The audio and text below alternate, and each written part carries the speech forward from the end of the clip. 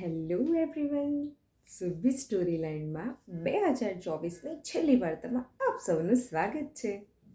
હા, આજે 31 ડિસેમ્બર 2024 અને કાલથી 2025 શરૂ થશે. તો આજની છેલ્લી વાર્તા સાંભળી લઈએ. આજની આપણી વાર્તાનું નામ છે પ્રેમ. ખૂબ જ નાનકડી વાર્તા છે અને તમને મેસેજ મોટો આપે છે. તો શરૂ કરીએ.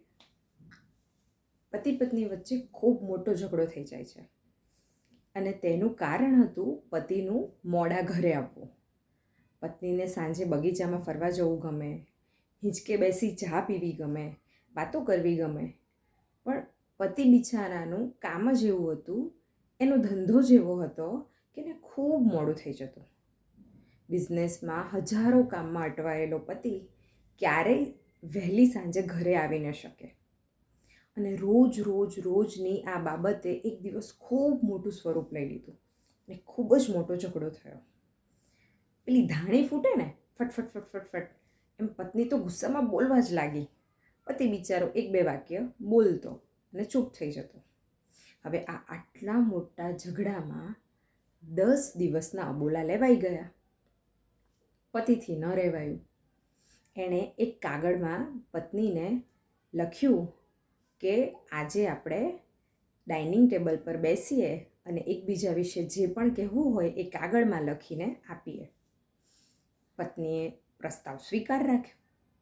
તે દિવસે બપોરે બંને ડાઇનિંગ ટેબલ પર બેસે છે અને પત્ની તો નીચું જોઈને લખવા જ લાગે છે, ફટાફટ ફટાફટ.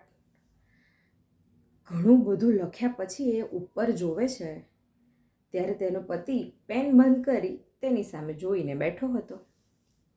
હવે પત્નીને નવાઈ લાગે છે, પણ પૂછવું કેવી રીતે?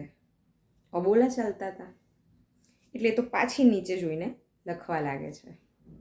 ખૂબ લખ્યું, જેટલો ગુસ્સો હતો બધો જ ઉતાર્યો. તું આમ નથી કરતો, તેમ નથી કરતો, જલ્દી નથી આવતો, આમ સુધારવાની જરૂર છે, આમ તેમ કેટલું બધું. અને છેલ્લે ખૂબ જ લખીને એ થાકી ને બેસી. લખાઈ ગયા પછી કાગળની આપ-લે થઈ. પતિનો કાગળ ખોલે છે, જોવે છે, તેમાં ફક્ત એક જ વાક્ય લખ્યું હતું, આઈ લવ યુ. હું તને ખૂબ જ ચાહું છું વાલી. અને પત્નીની આંખોમાં આંસુ આવી જાય છે.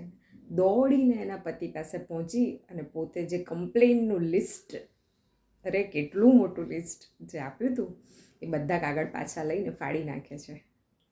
ને બસ એને પતિએ જે કાગળમાં લખીને આપ્યું હતું એનો જવાબ આંખોથી આપે છે અને બંનેનો ઝઘડો પૂરો થાય છે. કેટલી નાનકડી વાત પણ ઘણું બધું શીખવી જાય છે. સંબંધો કેમ સુધારવા અને કેમ બાંધીને રાખવા એ આ વાર્તા શીખવાડી જાય છે. જનરલી કેવું હોય, કાં તો વ્યક્તિ અને તેની સાથેનો સંબંધ મહત્ત્વનો હોય અથવા તો જે બાબતે ઝઘડો થઈ રહ્યો છે એ બાબત મહત્ત્વની હોય. હવે તમારે નક્કી કરવાનું છે કે તમારા માટે કોણ મહત્ત્વનું વધારે છે. જે વાત ઉપર આટલી ઉગ્ર ચર્ચા થઈ રહી છે એ, કે પેલું વ્યક્તિ અને તેની સાથે રહેલો સંબંધ.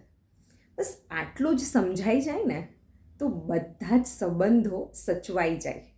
પણ આપણને એ જ નથી ખબર હોતી કે કોણ મહત્ત્વનું છે. તો 2025માં તમે આ વાતનું ધ્યાન રાખજો. ખૂબ સુંદર સંબંધો રહેશે દરેકની સાથે. જો તમારા માટે વ્યક્તિ અને તેની સાથે રહેલો સંબંધ મહત્ત્વનો હોય ને તો પેલી વાતને ભૂલી જજો. અને એવું જરૂરી પણ ન હોય કે દર વખતે વાત ખોટી હોય ને વ્યક્તિ જ જરૂરી હોય.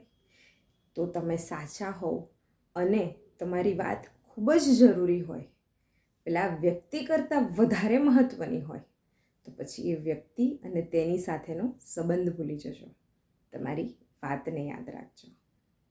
ખૂબ જ નાનકડી વાર્તા, પણ આશા રાખું કે તમને ઘણું બધું શીખવી જાય. તો ગમીને 2024ની આ છેલ્લી વાર્તા મને ચોક્કસ જણાવશો. Thank you.